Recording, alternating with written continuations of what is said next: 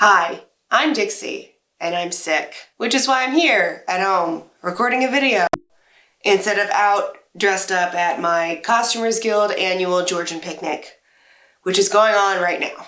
I'm pretty bummed that I'm missing it, but I thought might as well make a video. So today I wanted to show you basically my process for researching a new costume idea. Particularly the Robe Francaise costume that I'm working on right now. I want to answer some questions like, how can I tell if my idea is going to be historically accurate, to the extent that I want it to be? Is my idea something that would have been worn during a given place and time? How do I construct this costume? What's the garment's context? So in this case, I started with fabric and a basic idea. My fabric is silk, it's striped, and I thought it would make for a good 18th century costume of some sort. I know enough to recognize that this style of stripe is pretty appropriate for that general time period. And I also knew I wanted to make a robe à la Francaise because, one, I've never made it before, and two, I had tons of yardage. And these styles of dresses take a lot of fabric. So my real question is, how do I make this? How do I make it fit? And what kind of trim do I want to put on this dress? You may be starting with less info, like maybe you just have a general time period, or maybe you have a very specific thing you have to make something for, like you're portraying a working class person in rural Germany in 1812. Like, how do you go from idea to an actual garment? Whatever info you have, that can help you narrow your focus. So I like to start with visual reference points because it's the easiest thing to do. And I like starting by browsing fashion plates. They're very easy to find on Pinterest or in museum catalogs online. And they're so common, especially in the 19th century. You can even find menswear fashion plates. They're great for helping you recognize trends in fashion. There are a couple of downsides. They only show you the height of fashion, not necessarily what everyday folks would have been wearing at any given point of time. But I find it's easier to tone down a costume to its basic parts than to make it fancy without any kind of reference point. And also, they weren't really a thing until about the 1770s. That's when the earliest forms of fashion magazines appeared in Western Europe. Before then, you might find a lithograph illustration or a collection of illustrations that look like fashion plates, but they're more like a travelogue book sold to foreign audiences. So like, hey, you English folk, take a look at what the Italians are wearing.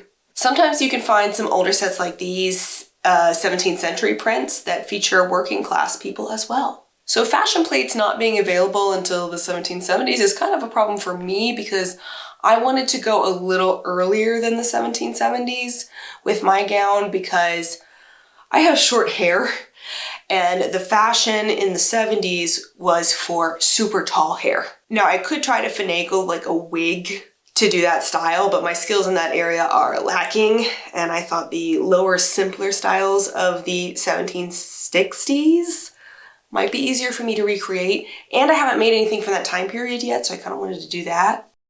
So since I couldn't find anything with fashion plates, I then moved on to my next source of research, which is extant garments. Museums, auction houses, even Etsy and eBay have a wealth of photos of surviving garments from the past. And sometimes you can get started on a Pinterest search, but be warned because many of those pins don't link back to the original source. They just end up going to someone's like defunct Tumblr page.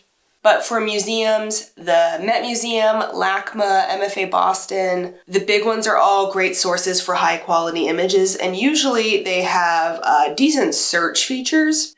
If you're looking for something very specific to a very specific time range, sometimes you have to widen your search parameters because sometimes things are dated to a wide range, like the first half of an entire century, or they may be misdated. Or if you're looking for a certain type of gown, like a robe à la Francaise, sometimes they may be labeled something else, like a sackback gown or a French gown or something else like that.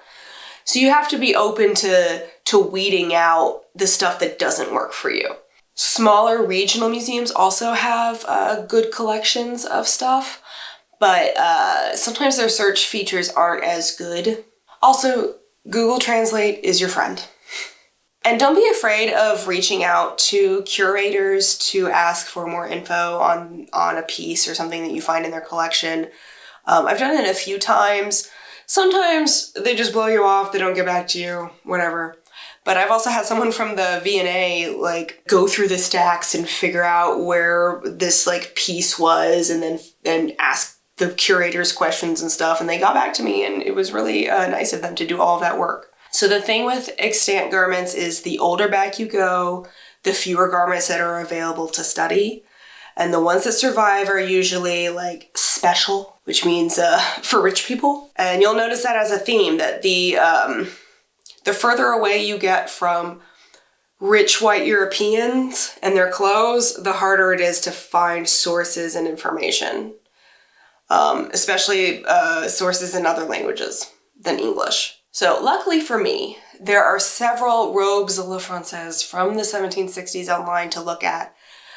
And one of the first things I started to notice is that the vast majority of these gowns were in silk brocades, not stripes. So I started studying like up and down the timeline to get a feel for the fabrics that were available. In the early part of the 18th century, it was trendy to have what we now call as bizarre silks, which were silk brocades in big, huge, bold patterns that were like asymmetrical and a little bit weird. And it was almost like the fabric makers like showing off their skills. So then later on in about like in the 1730s through the 1760s, we get into the more classical Baroque florals and vines and swirly bits that we see. And the patterns are much more regular and symmetrical, and but they're still big. And then between like 1765 moving on into the 1770s, we start seeing stripes, but they still incorporate florals. And then the florals get more simple and delicate looking until sometimes you can just have the florals, or in the 1770s you just have plain stripes, which is kind of a problem for me if I wanted to avoid the big hair. But with extants, you have to think of survivor bias. The examples that you're seeing may not be indicative of the entire range of what existed at the time. It's just what survived. So for example, I know in the 1700s, people would remake old gowns into the new styles because fabric was expensive. So maybe one reason why so many of these brocade dresses survive is because the fabric was so out of fashion, 20 years on, that they did not want to remake those gowns. So maybe there were earlier striped gowns, but they were redesigned decades later into a new fashion, so we don't see them looking like these 1760s gowns. So now I like to move into period art and portraiture. So pictures of people wearing these garments. I don't have as many go-to resources past this point, but again, museums, auction houses are a great place to search. Sometimes it's hard to find paintings in the correct date range you're looking for because the portrait may have been made in 1751, but the museum catalogs the art based on the years the artist was active or the years that the sitter was alive and not when it was actually made. Paintings of families are nice because you can see multiple garments at once and usually like a full body view. Portraits are easier to sift through, but if you're going for a more working class look, you're gonna be out of luck with portraits. You need to search for things like street scenes, marketplace scenes, genre paintings, or even satire. If you find a piece that interests you, you can dive in deeper into the artist or the setting or the time period. If you are working in an era of photography, you're going to be drowning in riches because there are tons of photos available online in national archives and museums. Even if you wanted to go to your local antique mall, you can just sift through the boxes of card photos in there and see those. But you can't always take images that you see as fact. So for example, there is a trend in the early 18th century for women to have their portraits painted where they're wearing luscious silk bedgowns, and it's a very casual, almost intimate scene, but those clothes are not indicative of what they would normally be wearing outdoors. And a lot of art is, fantasy. It's not necessarily a reliable depiction of reality. So in my research, one thing I'm noticing about portraits of the 1760s is that there are a lot more solid colored silk gowns in art than there are in extants in museums and for sale. So there could be a couple reasons for that. Solids are just more popular throughout the century, so it would be easy to remake a gown in a solid color than it would be in an out-of-date brocade. Or maybe the customer didn't want to pay the extra expense to have the artist do all of the little details of their brocade fabrics in their painting. Paintings were expensive. Also, these may not have been the actual clothes that the sitter was wearing at the time that they were being painted. So we know that artists will make up their own clothes sometimes, so who knows? So at this point, I know enough about 1760s, 1770s fashion to say that my fabric probably fits in more with the late 1770s, which is not what I was going for. But maybe I could cheat a little bit and I could push it to 1770 if I choose the right trim. I noticed that around 1765, a new trend in more linear ruched trimming appears for these gowns as opposed to the big floofy swirls. So I could do this style of trim, which fits for the late 60s, along with the gathered sleeve frilly bits, which I haven't tried yet, but I like the look. And I could pair that with my fabric, which would have been cutting edge trendy at 1770, but we can cheat. And hopefully I can keep a slightly shorter hairstyle. I also noticed the really beautiful woven and cut trim that's often used on the gowns of this time, so I know I want to incorporate that. And since I have the basic design down, I can start moving on to construction research, which we'll do with books. So I have a few costuming books in my collection, but I know not everyone can afford to buy books, and these aren't even available in my library, so I'm putting them a little bit further down the list. They're less accessible. Costume in Detail is a great book for details and also measurements. So how wide is the waistband? How deep is the hem? How broad are the shoulders? Stuff like that. This is the newest Patterns of Fashion book. It has patterns, but I don't really scale these up to work with because they're never going to fit me, so what's the point?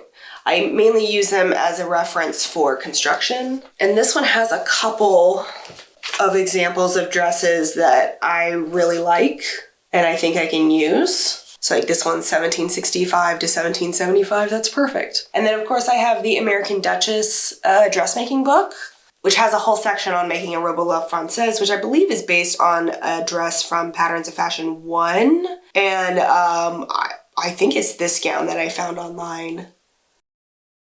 Sometimes you just gotta know more context about a garment or whatever it is you're making. Maybe in your visual searches you came across something that made you go, Or when I made my Italian gown out of an IKEA duvet cover, I didn't know as much about 18th century fabrics at the time, so I was really skeptical about is this print legit?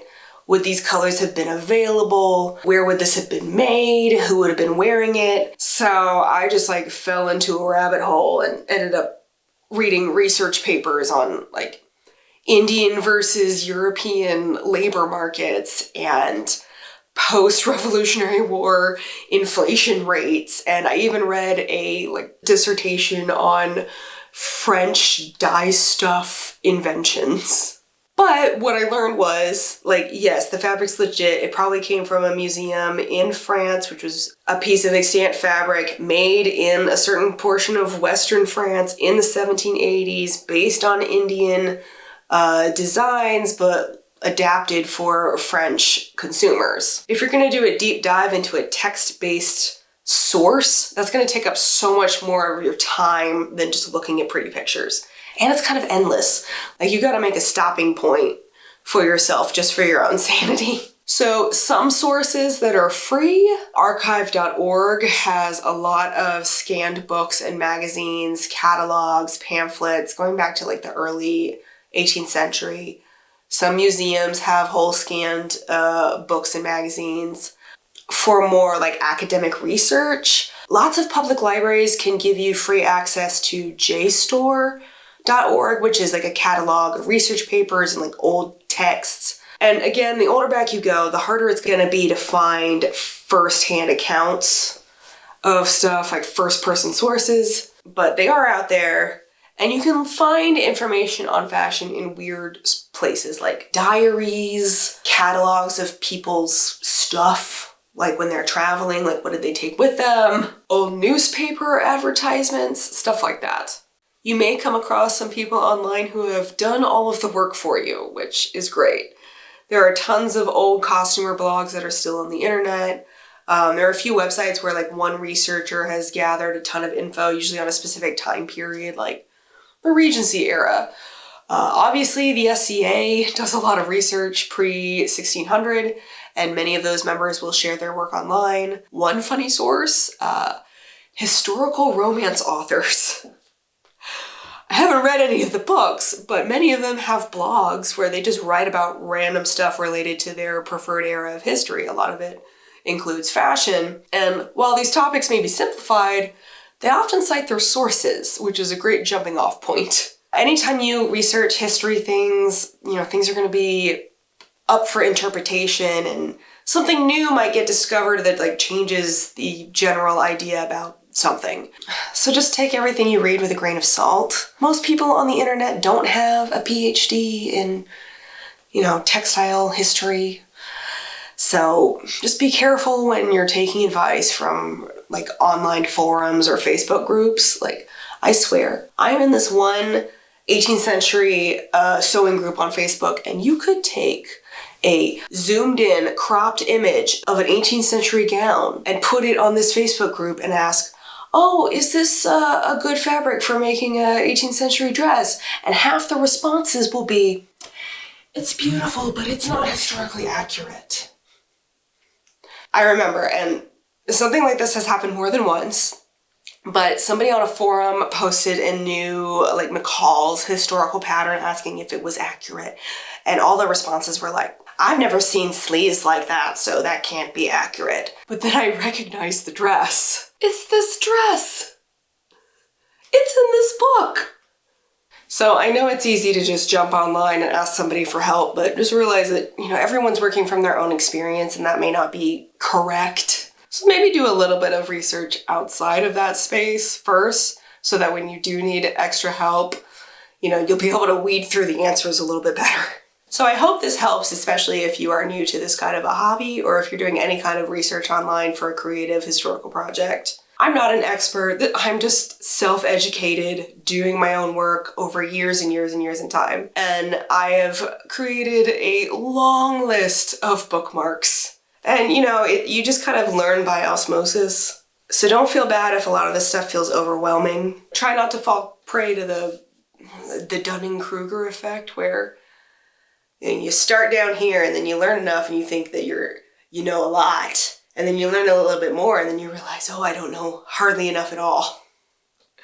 You don't want to necessarily make all your choices up here. You need to get down here. And also, don't let not knowing enough stop you from starting a project.